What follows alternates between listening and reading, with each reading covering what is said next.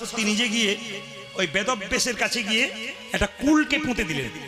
ওই কুল থেকে অঙ্কুর হলো, তারপর গাছ হলো, চারা গাছ, তারপর বড় গাছ হলো। সেই গাছের নিচে বসে বেদব্যাস সাধনা করছে। হঠাৎ কুলটা একদিন পাকলো, তার মাথায় পড়লো। সেই কুল যেদিন পড়লো সেই দিনটা ছিল বসন্ত পঞ্চমী, মানে সরস্বতী পুজো যেদিন হয় সেদিন কি দিন? বসন্ত পঞ্চমীর দিন। ছেড়ে বলুন হ্যাঁ না না। প্রথমে বেদব্যাস সেই পাকা কুলটা মা সরস্বতীর চরণে দিয়েছিল, তারপর নিজে সেই কুলটা সেবা করেছিল। ওই কুলের আঠি থেকে আবার প্রচুর কুল গাছ, কুলকে বদ্রি বলা হয়, হ্যাঁ, তো প্রচুর কুল গাছ তৈরি হয়েছিল, প্রচুর কুলও ধরেছিল। এখন লক্ষ্য করুন মায়েরা, বেদব্যাস যেহেতু সাধনায় সিদ্ধি লাভ করার পর মা সরস্বতীকে কুলটা দিয়ে তারপর কুল খেয়েছিল।